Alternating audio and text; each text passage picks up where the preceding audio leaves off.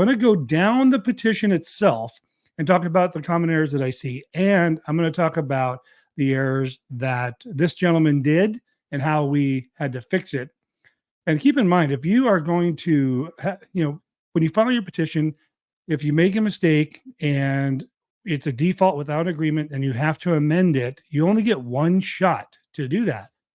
I've seen people amend their petition and make other different mistakes. And now they're not screwed, but you just added 2 to 3 months to the process because, again, you get one chance to amend your petition. After that, you have to file a request for order.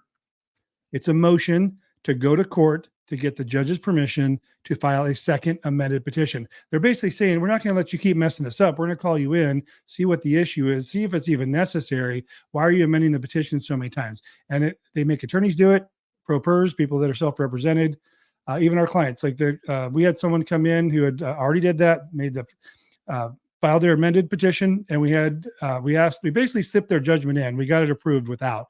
But if they were going to amend their petition, they would have had to file a motion, which this gentleman did, and to amend his second petition. So it's the third petition, the first, the second, and then he amended it a second time. So that's 3 petitions he filed and served. And on that third one, even after he went to court to get permission to amend it, he made another mistake. Then he has hired us. This just happened this week. It's out in Antelope Valley, which I don't really like dealing with that court because I file all my cases downtown LA. I don't care where you live in LA County. I file everything downtown because I think they're the most experienced. They have the streamlined process, and it doesn't fluctuate because every court and every clerk does things a little bit different. So I like all the folks down at Central Stanley Mosque.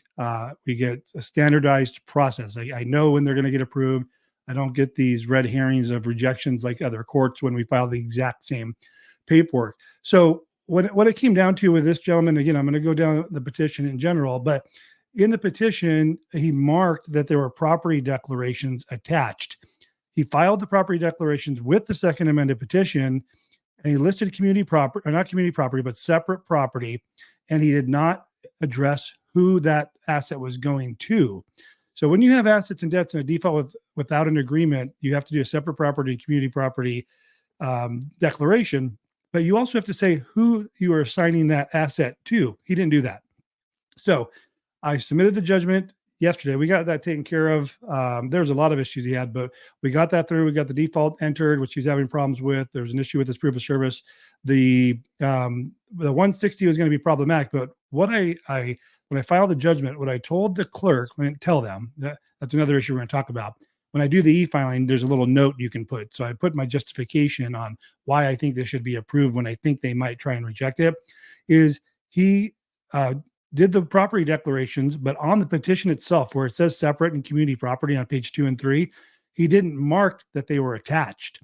And when he served the second amended petition, he didn't mark that the property declarations were served. So my argument to the court was, yes, property declarations were filed with the court, but I think the court should ignore them because not only were they not added to the petition, they also weren't served. So that's what I'm working on with the court now. We submitted it. It's under review, and we're hoping that they'll buy into my thought process, which I believe is correct because, as you may know, I did work for the courts 12 years ago before starting this business. So I know kind of what goes on and how this process works. So sometimes the clerks just need a little nudge to get them to make the right decisions because they're not perfect. They're human.